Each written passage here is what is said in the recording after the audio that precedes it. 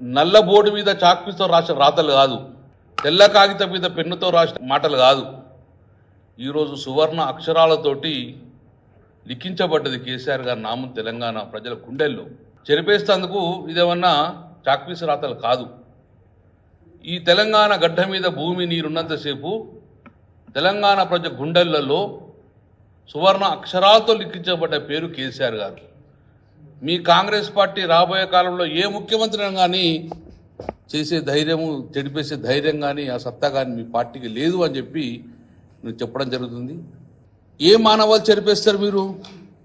తెలంగాణలో వెనుకబడిన కులాలన్నీ కూడా అన్ని రంగాల్లో ముందుకు రావాలని చెప్పేసి, సామాజిక ఆర్థికంగా ముందుకు రావాలని చెప్పేసి ప్రప్రథంగా ఏ ముఖ్యమంత్రి చేయని విధంగా కేసీఆర్ గారు బీసీలకు గౌరవం ఇచ్చి కోకాపేటలో 87 ఎకరాల భూమిని ఈరోజు మా ఆత్మగౌరవం పెంచే విధంగా బీసీలకు ఇచ్చిండు. దాన్ని చెరిపేయగలుగుతాను?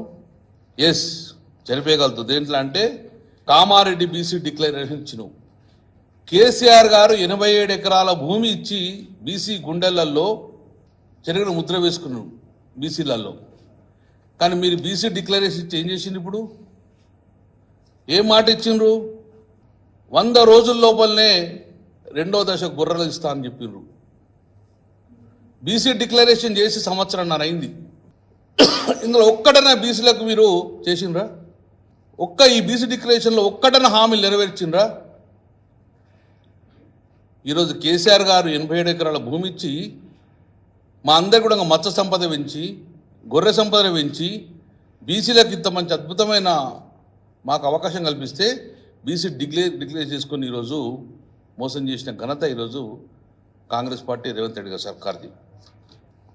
100 రోజుల్లోనే ఇది మేము మీ అడ్వర్టైజ్మెంట్ రేవంత్ రెడ్డి గారు గుర్తు చేస్తున్నాం. 100 రోజుల లోపలనే 2,50,000 ప్రయోజన విలువ మీకు చేస్తానని చెప్పింది. ఇందులో ఇప్పుడు ఈ 6 నెలల్లో ఒక్కటన్నా మీకు ఈ పథకంలో మీరు చేసింది ఒక్కటన్నా మీరు ముందుకు తీసుకుపోయిండ్రా? ఇవన్నీ మభ్యపెట్టేందుకు కూడా చేసిన పథకాలు మీకు గుర్తు చేస్తున్నాం. సంవత్సరం అవుతుంది, ఇంకొక కరెక్ట్ 6 రోజులు అయితే 1 ఇయర్ అవుతుంది. నారీ న్యాయ్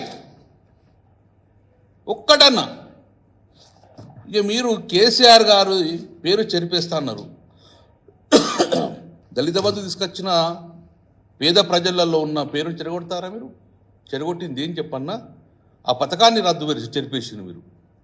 అటువంటి పథకాలను చెరిపేసే పరిస్థితి వచ్చింది ఈరోజు.